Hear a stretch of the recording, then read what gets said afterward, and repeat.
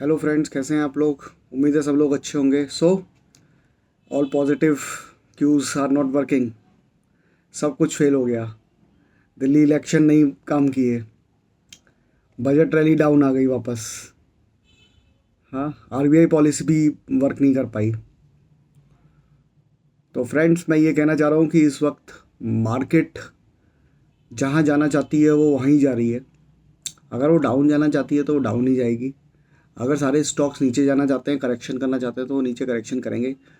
कितने भी positive queues आ जाएंगे, वो वर्क नहीं करेंगे उस तरह से। जब चलेगा मार्केट, जब उसका टाइम आ जाएगा, जब सारी चीज़ें करेक्ट हो जाएंगी, सारा सारा करेक्शन पूरा हो जाएगा। जो भी चीज़ें हैं अपने टाइम से सारी चीज़ें सुधर जाएंगी। तो मैं व्यू ले लेता हूँ मार्केट के ऊपर। कुछ फंडामेंटली भी हम लोग बात कर लेते हैं, फिर हम टेक्निकली भी बात कर लेंगे। तो पहले मैं फंडामेंटली बात कर लेता हूँ। तो मैं ये देख रहा था कि जितने भी क्यूज़ हैं मार्केट के अंदर, वो सारे के सारे फेल हो चुके हैं। अभी कोई भी काम नहीं कर पा रहा है। मैंने लास्ट वीडियो में अपने लास्ट वीक आके मैंने बात करी थी, दिल्ली इलेक्शन काफ़ी ज़्यादा इंपॉर्टेंट है। दिल्ली इलेक्शन अगर जीतते हैं बीजेपी तो कुछ हो सकता है। तो पहले तो बजट रैली आई। बजट रैली में जो जितना ऊपर गया था, मैंने आपको बोला था कि ये ऑलमोस्ट ऑलमोस्ट कंप्लीट हो चुकी है। तो वहाँ तक वो 23,700 के आसपास वो ऑलमोस्ट चल चुका था। फिर वापस वो नीचे आया था। उसके बाद फिर एक बार दिल्ली इलेक्शन में जो मैंने बोला था कि वो अपना एग्जिट पोल है वो अगर होता तो उसको भी कहीं ना कहीं उन्होंने 23,800 के आसपास ले गए थे। ठीक है। फिर जो बचा कुचा था वो आरबीआई पॉलिसी में जो था वो भी आ गया। लेकिन उसके बाद जो दिल्ली इलेक्शन का जो रिजल्ट था वो काफ़ी इम्पोर्टेंट था। तो उसमें अगर मार्केट को चलना होता ना, तो उसमें वो भी काफ़ी अच्छा क्यों था। तो उसमें चल सकता था मंडे को, लेकिन वो नहीं चला, मार्केट उल्टा गिरे। अब उसमें एक फंडामेंटली ये बोला जा रहा है कि ट्रम्प साहब जो हैं वो परेशान कर रहे हैं इस समय।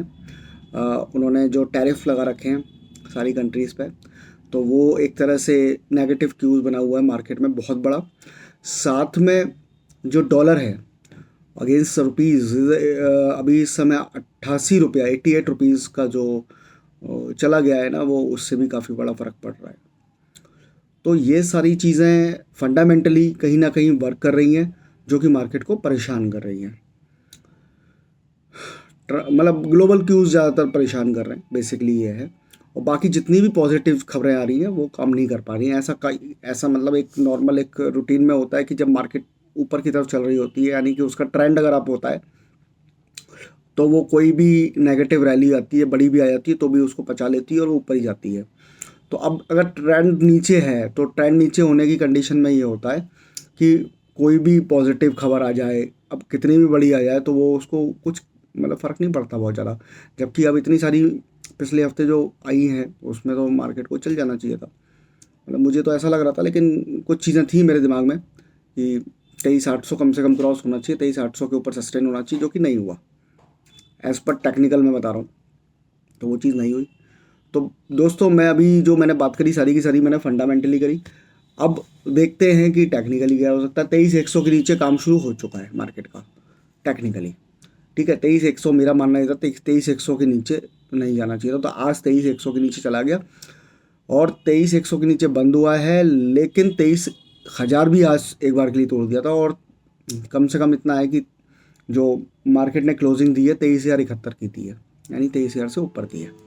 ठीक है, चलो उसको अच्छा एक राहत बड़ी खबर मान सकते हैं, बट मेरे लिए ऐसी कोई राहत बड़ी खबर है नहीं, क्योंकि आज स्टॉक्स बहुत ज़्यादा टूटे हैं। तो इससे ये एक मैसेज मिल रहा था कि कहीं ना कहीं जो स्टॉक्स हैं वो इतना करेक्शन कर रहे हैं, तो अभी करेक्शन कहीं ना कहीं अधूरी है, अभी पूरी नहीं हुई है, ऐसा मुझे लगता है। मैं गलत भी हो सकता हूँ, फिर मैं बोल रहा हूँ डिस्क्लेमर के साथ। तो मेरे इसमें जो व्यूज़ हैं वो मतलब जो मैं आपके साथ अभी मैं शेयर कर दूंगा। साथ के साथ एफ कंटिन्यूसली बेच रहे हैं माल, वो तो आपको पता ही है, ग्लोबली सारे कारण हैं, है ना। अब जो मुझे लग रहा है कि कहीं ऐसे साइन आ रहे हैं कि 21,000 के आसपास कहीं मार्केट जा सकता है, तो वो मुझे देखना है। क्योंकि मैं काफ़ी टाइम से मैं चीज़ मतलब मैंने टेक्निकली देखी हुई थी कि 21,000 के आसपास की एक रैली नीचे आ सकती है। वो कहीं ना कहीं होती हुई दिखाई दे रही है। वो होती हुई दिखाई दे रही है, होगी कि नहीं होगी वो मार्केट बताएगा। बट मुझे ऐसा लगता है कि शायद हो जाए। अब उसमें कुछ टेक्निकली हम लोग इलियट वेव की थ्योरी, इलियट वेव के जो वेव काउंट है उसके हिसाब से भी हम थोड़ा बहुत देख लेते हैं। और 22,800 जो है इस समय, 22,800 के आसपास का जो अभी लो लगाया था रिसेंटली, वो ब्रेक होता है तो वो भी कहीं ना कहीं फिर वो इशारा करता है कि फिर हम जा रहे हैं अच्छे से। तो अभी जो है आपका, एक बार के लिए मैं आपको इलियट वेव के हिसाब से एक बता देता हूँ कि क्या चीज़ चल रही है। तो उसमें क्या है कि एक मतलब ये मेरे अकॉर्डिंग है इलियट वेव में कि 23,259 को, जो 21 नवंबर को 21 नवंबर को 21 नवंबर को जो लो लगा था, 21 नवंबर 2024 में जो लो लगा था, ये लगभग था 23,259 का। उसके बाद एक रैली आई थी, तो उस रैली में जो मार्केट ऊपर गया था 24,882 के आसपास गया था, जो गया था 5 दिसंबर तक। ठीक है, तो मेरा ये मानना था कि ये जो 21 नवंबर की जो रैली थी, यहाँ पे ए लगाया था, और उसके बाद ये जो 24,800 के आसपास का जो लगाया था, हाई लगाया था, वो बी बन गया था इसका। मतलब ये मेरा मानना है एज पर इलियट वेव, है ना। उसके बाद ये सी वेव में चल रहा है इस समय। तो सी वेव की या तो ये लास्ट वेव चलेगी, मतलब स्टार्ट हो चुकी है ना, जो अब 22,800 को काटेगी तो लास्ट वेव ही स्टार्ट मतलब हो चुकी है। ये जो चल रही है वो लास्ट वेव है, और लास्ट वेव काफ़ी ज़्यादा खतरनाक भी होती है, मतलब काफ़ी नीचे तक जा सकती है, और मतलब बहुत परेशान करेगी वो। ऑलरेडी सब लोगों के स्टॉक्स जो हैं फंडामेंट पोर्टफोलियो में जो हैं वो काफ़ी ज़्यादा नीचे हैं। तो ये वाली जो लास्ट वेव है ये काफ़ी परेशान करती है। एक तो ये वाला है जो मेरे हिसाब से मुझे काफ़ी ज़्यादा स्ट्रांग लगता है कि ये वाला व्यू है, और आजकल का जो सिनेरियो है उसको देखते हुए लग रहा है।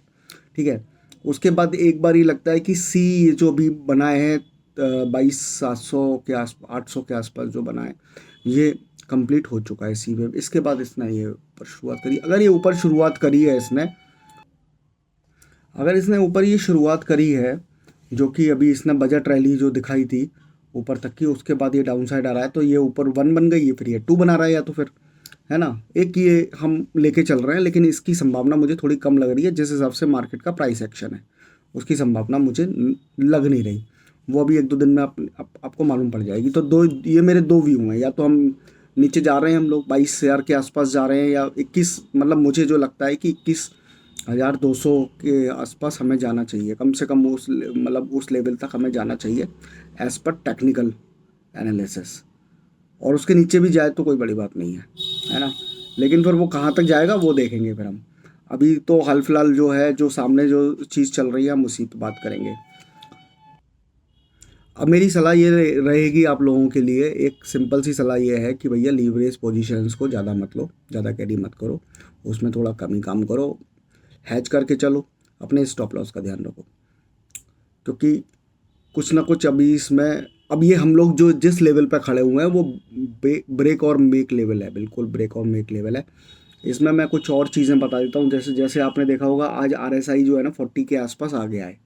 ठीक है, तो ये 40 के नीचे जाएगा तो नेगेटिव भी माना जाता है एज़ पर टेक्निकल। तो कई सारी चीज़ें हैं जो बिल्कुल समझ लो कि इस वक्त इस वीक में हम लोग मेक और ब्रेक वाले लेवल पर हैं। तो ब्रेक तो ऑलरेडी हो ही चुके हैं काफ़ी, ऑलरेडी पोर्टफोलियो में इतना सब लोगों का नुकसान चल ही रहा है, और भी इससे ज़्यादा ब्रेक हो सकते हैं। अभी इस चीज़ की जो है संभावना है पूरी पूरी। और काफ़ी स्टॉक्स हैं जो अभी करेक्ट होना रह गए हैं, काफ़ी जो होते हैं प्रॉपर तरीके से करेक्ट, वो तरीके से करेक्ट होना अभी भी रह गए हैं। तो उस चीज़ को ज़रूर आप ध्यान में रखिएगा, अपनी पोजीशंस को बहुत ज़्यादा मत करिएगा। धीरे धीरे, अगर जो लोग फंडामेंटली और पोर्टफोलियो और जो तरह से इन्वेस्टमेंट टाइप करते हैं, तो अच्छे शेयर्स में ही करिएगा, जिनमें रिजल्ट वगैरह सही आए हो उनमें करिएगा। और थोड़ा सा आपका जो लीवरेज है, लीवरेज को तो थोड़ा कम ही आप रखेंगे तो बेटर है। Mid cap and small cap से थोड़ा सा बच के रहिएगा, अगर उसमें से निकल सकते हो, कुछ स्टॉक्स में जो ख़राब हो उनमें से निकल जाइएगा, क्योंकि उनके जो हाई हैं वो दोबारा वापस नहीं आने वाले, अभी इतनी जल्दी तो नहीं आने वाले। बाकी इस ईयर में देखते हैं क्या होता है क्या नहीं होता। और मैं अभी इस वीक के लिए थोड़े से आपको जस्ट लेवल दे देता हूँ। वैसे तो अभी कोई लेवल काम नहीं कर रहा है, लेकिन फिर भी 22,800 22,900 का एक सपोर्ट है यहाँ पर। और अगर मार्केट अब अगर पॉजिटिव अगर होगा भी, तो 23,400 के ऊपर ही जाके पॉजिटिव होगा, उसके बाद सस्टेन करेगा प्रॉपर, तो देखते हैं क्या होता है। मैंने आपको इलियट वेव के हिसाब से भी दोनों कंडीशंस बता दी हैं एज़ पर टेक्निकल एनालिसिस। ये मेरा एनालिसिस है, कहीं पर भी मतलब मैं बाय और सेल की कोई रिकमेंडेशन नहीं देता हूँ। आप जो भी बाय या सेल करिएगा तो अपने फाइनेंशियल एडवाइज़र की सलाह पर ही करिएगा। मैं सिर्फ एजुकेशन पर्पस के लिए वीडियो बनाता हूँ, जिससे आप लोग कुछ लर्निंग ले सकें। अगर आपको मुझसे कुछ क्वेश्चन करने हो तो वो मैं कोशिश करूँगा कि आपको बता सकूँ, और अगर किसी भी तरह की कोई हेल्प मार्केट से रिलेटेड होगी तो मैं आपके लिए कर सकता हूँ। तो आप लोग मुझे मैसेज कर सकते हैं, उसमें कोई दिक्कत वाली मुझे।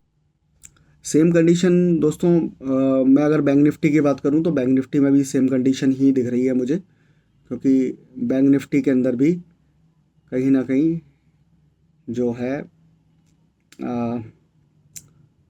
मैं आपको बता देता हूँ कि अगर ये जैसे 21,000 का लेवल मैंने निफ्टी का दिया है, तो इसका भी लगभग 46,000 के नीचे कहीं ना कहीं जाने की संभावना है। अगर ये जो है एज़ पर इलियट वेव भी मैं बात करूँ तो वही सेम कंडीशन है कि या तो ये 5th वेव हो सकती है सी के अंदर, या फिर अभी हम जो है अगर हम आप अपसाइड का चश्मा लगा के अगर देखना चाहते हैं तो फर्स्ट के बाद हम सेकंड पे चल रहे हैं। लेकिन यही मैं कोशिश करूँगा, पहले कंफर्मेशन आने दें।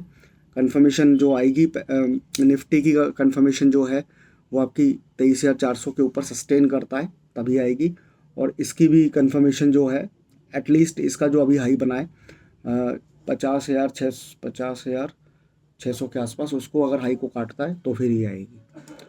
तो फ्रेंड्स, आशा करता हूँ कि आपको मेरा ये वीडियो अच्छा लगेगा, तो आप इसको प्लीज़ लाइक करिएगा, सब्सक्राइब करिएगा, और किसी के साथ आप शेयर करेंगे अपने फ्रेंड्स के साथ तो अच्छी बात है। किसी को अगर हेल्प मिल जाए मेरे इस वीडियो से बहुत अच्छी बात होगी। ठीक है फ्रेंड्स, मिलते हैं फिर नेक्स्ट वीडियो में। Thank you so much.